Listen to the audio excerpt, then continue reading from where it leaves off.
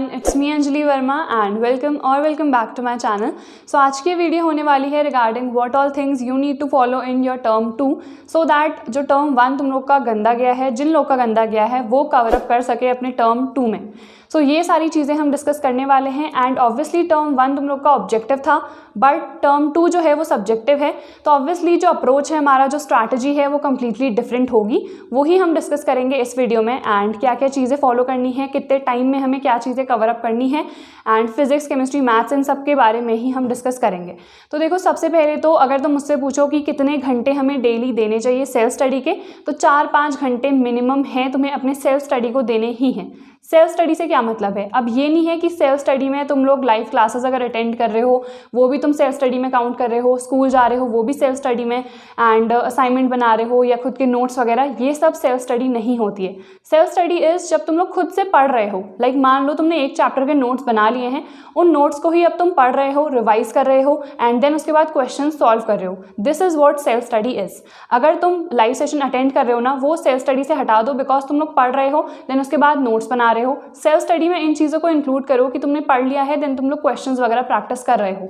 इसको ही मैं कह रही हूँ कि 4-5 घंटे सेल्फ स्टडी को देने हैं। लाइक जैसे मैं डेली मैथ्स के लाइव सेशंस कंडक्ट करा रही हूँ, तो मान लो तुम वहाँ पे आ रहे हो, क्वेश्चंस वगैरह जो भी मैं तुम लोग को सॉल्व करा रही हूँ कंप्लीट एनसीईआरटी के, वो तुम लोग नोट डाउन कर रहे हो एंड जो भी क्वेश्चंस मैंने तुम लोग को बताए हैं कि दे आर वेरी इंपॉर्टेंट, तो उन्हें तुम 2 से 3 बार खुद से प्रैक्टिस करो। देन एनसीईआरटी को मान लो कोई भी क्वेश्चन उसी एक्सरसाइज से पिकअप कर लो कि क्या मैं ये क्वेश्चन कर पा रही हूँ, एंड अगर तुम लोगों ने एक्सरसाइज कंप्लीट कर ली है, देन क्वेश्चन बैंक में देखो उससे रिलेटेड किस टाइप के क्वेश्चंस आए हैं, क्या उस टाइप के क्वेश्चंस मैं कर पा रही हूँ या फिर नहीं। तो ये सारी चीज़ें ना सेल्फ स्टडी में आनी चाहिए and note making and all ये सब तुम अपने बाकी टाइम पे करो। एंड सेल्फ स्टडी कब करनी है, या तो सुबह या फिर रात को, इट टोटली डिपेंड्स कि तुम्हारा एनवायरनमेंट कैसा है। जैसे मेरा है तो मेरे घर पे सुबह सब लोग जल्दी उठ जाते हैं, सो मेरी उस टाइम पे पढ़ाई नहीं हो पाती है, सो मैं रात को ही पढ़ती हूँ। जब सब लोग सो जाते हैं तो आराम से मैं अपनी सेल्फ स्टडी कर सकती हूँ। वैसे भी दिन भर मेरा बिजी शेड्यूल होता है बिकॉज बहुत सारी चीज़ें करनी होती हैं, सो उस टाइम पे मुझसे तो पढ़ाई नहीं हो पाती है, तो ना मैं दिन में पढ़ती हूँ ना सुबह। मैंने अपना टाइम फिक्स कर रखा है कि मैं रात को पढ़ूंगी, तो मैं सिर्फ और सिर्फ रात को ही पढ़ती हूँ। अब इट डिपेंड्स, तुम लोग अगर तीनों टाइम पे पढ़ सकते हो, यू कैन मैनेज समहाउ, तुम्हारा एनवायरनमेंट भी सही है, किसी भी टाइम पे तुम पढ़ सकते हो, तो किसी भी टाइम पे पढ़ो, बट अपने 4-5 घंटे डेली के सेट कर लो। Now before moving on to our video, I would like to tell you all about the Unacademy combat scholarship test where you would be competing live with thousands of other learners, and here you'll also be getting the scholarship and merit certificates। and यहाँ पे जितने भी questions आपको practice कराए जाएंगे, they are framed by the top educators, so they are definitely going to help you। English या फिर हिंदी किसी में भी आप ये जो कॉम्बैट टेस्ट है इसे दे सकते हो। एंड मान लो कोई ऐसा क्वेश्चन है जो तुम्हें नहीं आता है, सो आपको डिटेल्ड सोल्यूशन भी मिलेगा उस पर्टिकुलर क्वेश्चन का अनअकैडमी पर ही।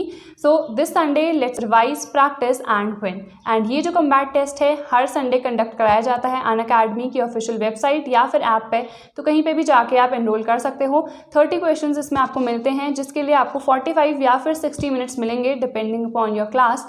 सो जो टाइमिंग है वो 6 to 8 के लिए है 12 PM, एंड अगर हम बात करें 9 से 10 क्लास के लिए तो उनके लिए है 11 AM, एंड 1 PM टाइमिंग है 11 से 12 क्लास के स्टूडेंट्स के लिए। सो इसके लिए डेफिनेटली एनरोल करो।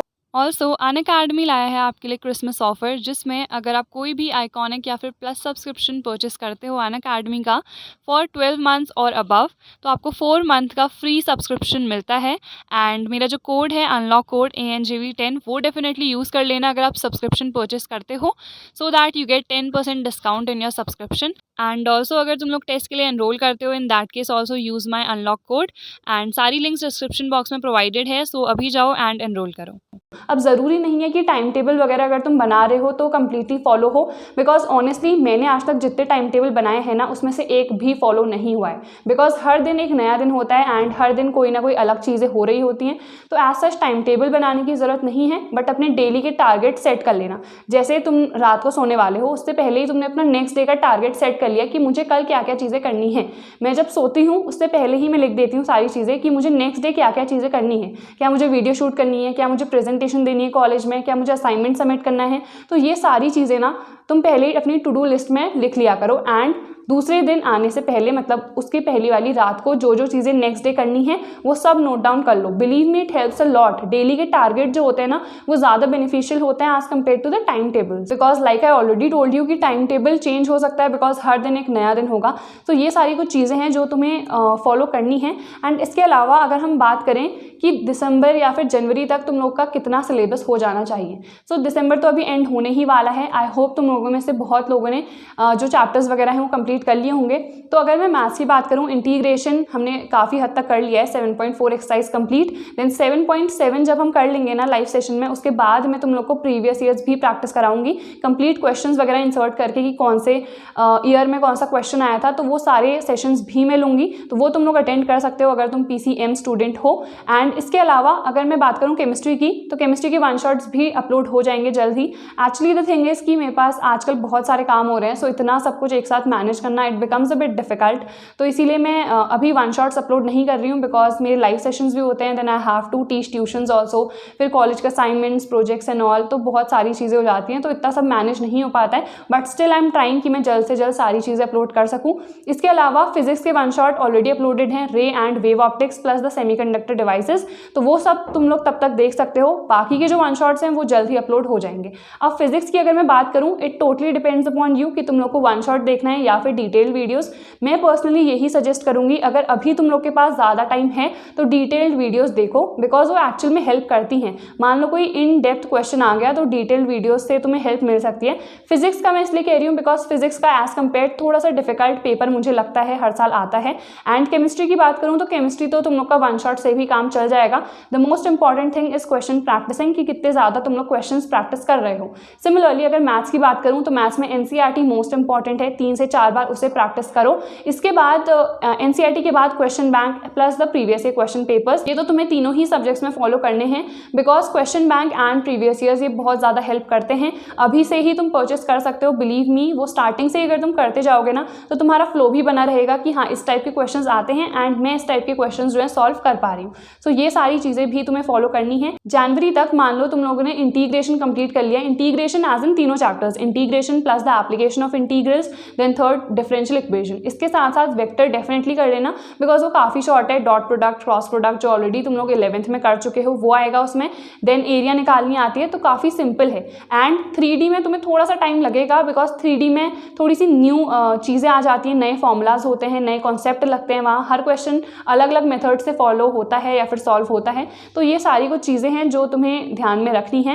एंड इसके बाद यार फिजिक्स की अगर मैं बात करूँ तो फिजिक्स में थोड़ा सा ज़्यादा टाइम देना। केमिस्ट्री का तो वन शॉट से काम हो जाएगा, मैंने तुम्हें बता दिया है। नोट्स अगर तुम्हें चाहिए हैं तो सब कुछ अपलोडेड है, तुम लोग जाके प्लेलिस्ट पे सब कुछ डाउनलोड कर सकते हो। इसके बाद अब हमें एग्जैक्टली पढ़ना कैसे, तो जैसे मैथ्स का मैंने एग्जाम्पल लिया कि मैं डेली लाइव सेशंस ले रही हूँ, तुम वो अटेंड कर रहे हो। देन उसके बाद जितने NCERT के क्वेश्चंस हैं सारे सॉल्व कर रहे हो। एंड इसके साथ साथ मैंने लाइव सेशन में भी तुम लोग को बताया था, यहाँ पे भी बता देती हूँ, जो NCERT ऑफलाइन सोल्यूशन ऐप होता है उसे डाउनलोड कर लो, सो दैट किसी क्वेश्चन में तुम अगर फंस गए हो, कंप्लीट वीडियो देखने से अच्छा है कि तुम लोग NCERT ऑफलाइन सोल्यूशन देखो, वहाँ पे तुम्हें कंप्लीट सोल्यूशन मिल गया है। एंड बाकी तो मैं खुद ही ये कह रही हूँ कि जितने क्वेश्चंस है ना उन्हें खुद से सॉल्व करते जाओ। कॉपी बना सकते हो तुम लोग शॉर्ट में कि हाँ ये क्वेश्चन की ट्रिक ये है। कंप्लीट अगर सॉल्व नहीं भी करना है ना तो एटलीस्ट क्वेश्चन की ट्रिक लिख लो कि यहाँ पे मुझे sin square x into sine x, मतलब जो भी ट्रिक्स वगैरह होती है ना इंटीग्रेशन में, बिकॉज हर क्वेश्चन जो है अलग मेथड से सॉल्व होता है।